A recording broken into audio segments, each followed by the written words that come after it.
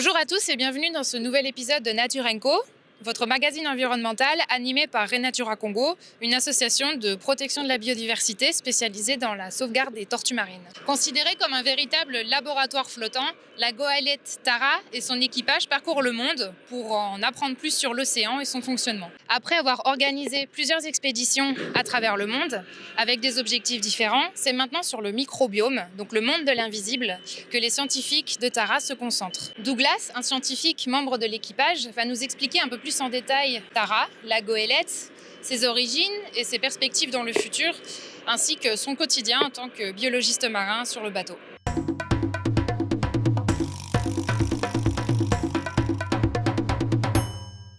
Bonjour Douglas. Salut Sarah. Merci de nous avoir accueillis sur ce bateau incroyable. Est-ce que tu pourrais te présenter brièvement ? Alors je m'appelle Douglas Quaid, j'ai 32 ans et je suis ingénieur d'études au CNRS. Pour faire plus simple, je suis biologiste marin. Ok, d'accord. Et du coup, Tara, c'est quoi ? Ce bateau, c'est quoi ? Alors voilà Tara, donc c'est une goélette, c'est un bateau à voile avec deux mâts. Et c'est un bateau qui est vraiment particulier, il a 30 ans et en fait comme tu l'as vu, il est fait en aluminium. Donc c'est un bateau qui est fait en métal. Il a été conçu il y a 30 ans pour aller dans les glaces des pôles, notamment au pôle Nord. Il a été conçu pour faire une dérive arctique. Alors une dérive arctique, c'est quoi ? En fait, il était prévu pour aller se positionner dans les glaces et se faire emprisonner au milieu des glaces au cours de l'hiver arctique. Et en fait, la forme de sa coque, il a une forme d'olive. Et tu vois, quand tu presses une olive, sous la pression, l'olive sort de tes doigts. Et pour ce bateau, c'est exactement la même chose. Sous la pression des glaces, il va s'extraire de la glace et se poser dessus. Donc c'est un bateau quasiment unique au monde. Il n'y en a pas beaucoup qui sont faits comme ça.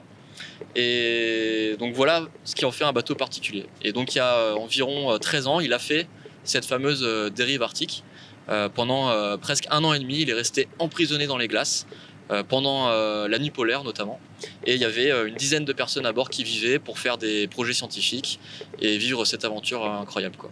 Ok, et du coup, depuis 13 ans, il s'est passé quoi à bord de Tara alors Depuis 13 ans, le bateau fait des expéditions à travers le monde. C'est passé d'abord d'un bateau d'exploration, tout simplement, d'expédition, à maintenant un bateau scientifique. Ça fait une dizaine d'années que le bateau navigue pour faire des projets scientifiques autour de la planète, principalement basés sur l'étude du plancton, du microbiome, mais aussi des coraux, de la pollution plastique. Voilà, il y a différentes thématiques à travers les années, quoi. Donc l'expédition là, pour l'instant, l'objectif de votre venue ici, c'est le terme microbiome. Donc Ouais. expédition microbiome. Qu'est-ce que ça veut dire microbiome Alors, qu'est-ce que c'est le microbiome ? Ce sont tout simplement de tout petits animaux ou de toutes petites plantes qu'on ne peut pas voir avec nos yeux. Ils sont microscopiques, ils sont trop petits pour être vus avec nos yeux, donc on a besoin d'instruments pour les voir. Et donc pourquoi s'intéresser à des organismes aussi petits, présents dans tous les océans du monde ? Écoute, on peut faire une expérience tous les deux. Si on prend une inspiration et une expiration, et là tu as respiré de l'oxygène, et la moitié de l'oxygène que tu as respiré, il a été produit, il a été fabriqué par le phytoplancton dans les océans. Donc en fait, le phytoplancton a un impact majeur sur le climat de la planète et sur la bonne santé de notre planète. Et nous, on en dépend directement, puisque s'il n'y a pas d'oxygène, tout simplement, on ne peut pas vivre. Donc le phytoplancton est un élément majeur pour la survie de tous les animaux sur Terre, pour aussi la régulation du climat. Voilà un autre exemple de l'importance du plancton, de l'importance du microbiome. C'est que par exemple, tous les poissons des océans mangent directement du plancton ou mangent d'autres organismes qui ont mangé avant du plancton. Donc si on a des pêcheries, si on a des activités économiques autour de la mer, notamment pour se nourrir, c'est parce qu'il y a du plancton à la base de la chaîne alimentaire. Donc il a une importance absolument phénoménale qu'on a du mal à connaître et à mesurer, parce que ce microbiome est invisible pour la plupart des gens. Et nous, on essaye du coup d'étudier ce plancton à travers les océans et surtout de le partager avec les personnes des différentes escales quand on s'arrête dans les différents pays. Ok, comment vous faites pour mesurer ce microbiome à bord de Tara et même pour vos équipes qui sont restées en France, puisque c'est un bateau français, c'est ça ? Ouais, alors c'est une fondation qui possède le bateau et qui opère le bateau, la fondation Tara. Et donc effectivement, on est parti de France il y a 1 an et demi pour étudier le microbiome autour de l'Atlantique Sud. Et alors à bord du bateau, on a différents instruments. On a tout simplement des grandes bouteilles pour prélever l'eau de mer, mais on a aussi des filets à plancton. Et avec ces différents instruments, on va pouvoir capturer le plancton à différentes profondeurs, par exemple à la surface, mais aussi à 300 mètres de profondeur ou à 1000 mètres de profondeur, pour capturer ces planctons qui vont être très différents de la surface à la profondeur et les étudier. Donc ça veut dire quoi? Ça veut dire tout simplement savoir quelles espèces sont présentes et quelles interactions elles ont ensemble et quelles fonctions elles ont. Voilà, je t'ai parlé par exemple de production d'oxygène, mais aussi de production de nourriture pour les poissons. Ça, c'est des fonctions que nous souhaitons comprendre dans un contexte de changement climatique. Voilà, comme le climat change, les températures de l'océan vont aussi changer et vont directement impacter le plancton. Donc ce qui nous intéresse, c'est de savoir comment ce plancton, comment ce microbiome va réagir face aux changements globaux qui affectent la planète. Et du coup, toi, tu es biologiste marin. Voilà. Qu'est-ce que ça implique sur le bateau? Est-ce que tu pourrais m'expliquer une journée type? Ouais, bien sûr. Sur le bateau? Alors pour vous décrire le bateau, nous sommes 14 à bord. Il y a environ 6 marins, 6 scientifiques et les 2 autres personnes, c'est un journaliste et parfois aussi un artiste. Et donc souvent les 6 marins et les 6 scientifiques travaillent vraiment ensemble pour faire tout ce travail scientifique.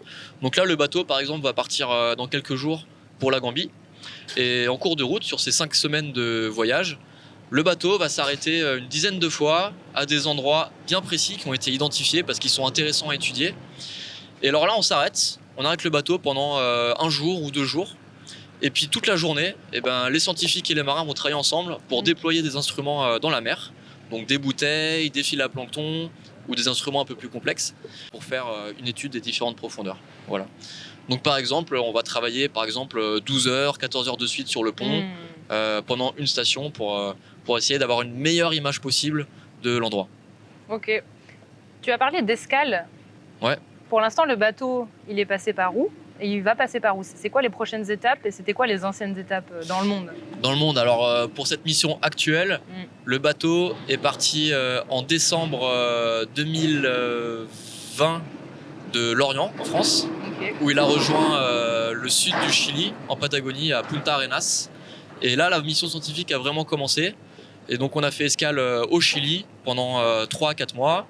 Ensuite, le bateau a remonté le Pacifique, la côte chilienne. On a traversé l'Amérique du Sud par le canal de Panama pour nous retrouver aux Caraïbes, à la Martinique. Et ensuite de là, on a redescendu toute la côte Atlantique Sud, le long de l'Amérique du Sud. Donc le long du Brésil, de l'Argentine. De là, on est passé en Antarctique pendant 1 mois et demi pour étudier la mer de Weddell, qui est une mer autour de l'Antarctique, avec du plancton bien particulier qui est adapté aux eaux froides. Ensuite, on est revenu à Punta Arenas, brièvement, pour ensuite traverser l'Atlantique pour arriver sur les côtes de l'Afrique. Ok, donc vous êtes revenu. Ouais. Et puis vous avez... Et là, on a traversé donc, de l'Amérique du Sud à l'Afrique pour arriver à Cape Town, en Afrique du Sud. Et donc là, le bateau remonte la côte africaine jusqu'à la France. Et donc en Afrique, on a pu visiter l'Afrique du Sud, la Namibie, on s'est arrêté à Walvis Bay. Également en Angola, à Luanda, et puis on fait maintenant escale au Congo. Ok, et pourquoi Pointe-Noire alors? Pourquoi avoir décidé de faire escale ici? Mais parce que Pointe-Noire, c'est dans les eaux congolaises, pourquoi le Congo, en fait, juste à côté d'ici, il y a le fleuve Congo, qui est le 2e fleuve le plus fort du monde, après l'Amazone, en termes de débit. Et donc il a un impact majeur sur l'océan Atlantique, puisqu'il apporte beaucoup de sels nutritifs, beaucoup d'eau douce également. Donc il va aller impacter la fonction de l'océan Atlantique. Donc on souhaitait étudier le fleuve Congo. Donc pour ça, un arrêt au Congo était tout naturel aussi. Également parce que Pointe-Noire, c'est un gros hub maritime en logistique. Donc pour nous, c'était facile de nous arrêter ici. Voilà pourquoi ça s'arrêtait ici. Et donc un gros intérêt pour nous arrêter ici, c'était aussi d'initier des collaborations avec des scientifiques congolais. Donc là, nous embarquons Damaria et Roland avec nous, qui vont passer 5 semaines à bord du bateau jusqu'en Gambie. Et donc ça permet, donc en fait, le fait de nous arrêter aussi dans ces différents pays, ça permet de collaborer avec des scientifiques locaux qui peuvent nous permettre de faire fructifier tout ce travail scientifique, de le partager, d'avoir des échanges, des synergies tout simplement. Est-ce que tu pourrais nous expliquer un peu le terme de laboratoire flottant? Ouais, Tara, on peut dire que c'est un laboratoire flottant parce qu'à bord nous avons 3 laboratoires différents où on fait différents prélèvements, différentes choses. Et donc on en a un premier à l'arrière du bateau qui est là-bas, qui est le laboratoire humide, dans lequel on fait plein de filtrations dans tous les coins. Il y a 2 personnes qui travaillent dedans. Et ensuite on a un laboratoire qui est à l'intérieur du bateau, qui est un peu plus sec. Par exemple, là, il y a des instruments qui ne doivent pas être mouillés, donc on fait attention à ce qu'on met dans ce laboratoire-là. Des instruments qui font de l'imagerie, par exemple, qui permettent de faire des photos du microbiome, des photos du plancton. Et on a un 3e laboratoire qui, lui, est bourré d'instrumentation, d'instruments assez technologiques et qui nous permettent de faire des mesures de l'eau en continu lorsque le bateau naviguait. Voilà. Et donc c'est un laboratoire flottant parce que quand on est en station par exemple et qu'on passe ces 12 heures à faire des prélèvements, on va récolter environ 100-150 échantillons. Voilà. Ok, par jour? Par jour. Ok. Ouais.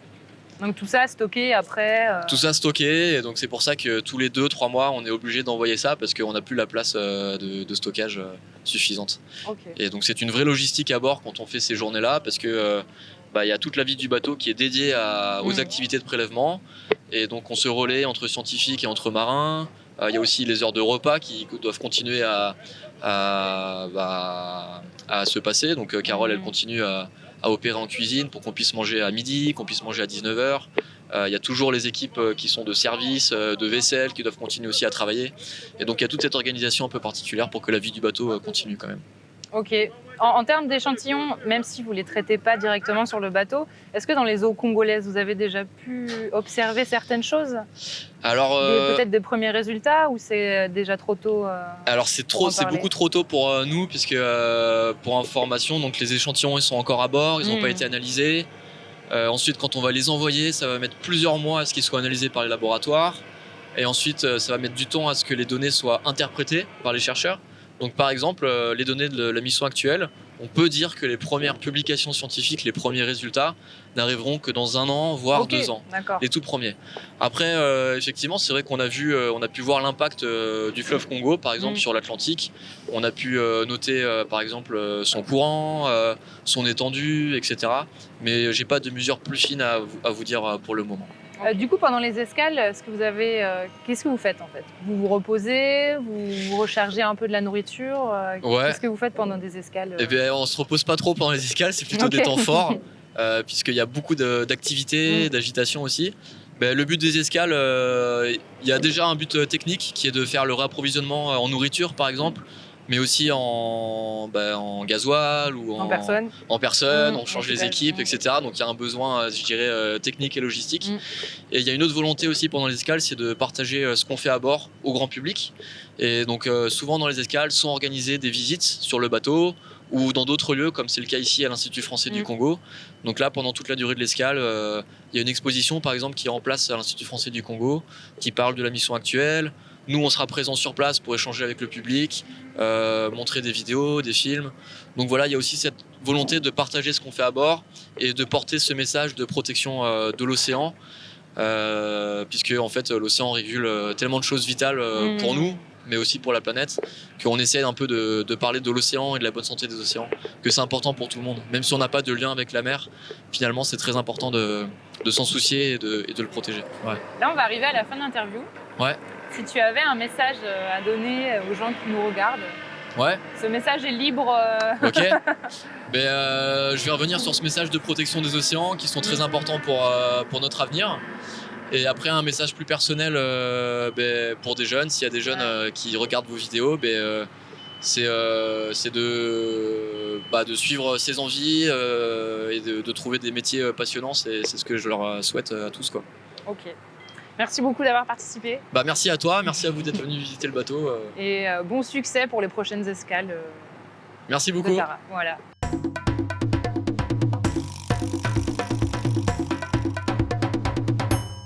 Cette émission touche à sa fin. Merci d'avoir regardé et d'avoir participé à l'aventure Tara pour un bref instant, notre émission de 15 minutes. L'océan n'est donc pas seulement une ressource à exploiter, mais peut aussi être une ressource à comprendre, à étudier dans un but purement scientifique, pour qu'on puisse mieux le protéger dans des actions futures de conservation. Nous remercions notre partenaire audiovisuel Zero Kill ainsi que l'équipage de Tara pour avoir participé à la production de cette émission. N'hésitez pas à nous suivre Renatura Congo sur notre page Facebook pour plus d'actualités sur notre association de manière générale et à faire un petit tour sur la page internet de la Fondation Tara. Et je vous dis à bientôt pour de nouveaux numéros de Nature & Co.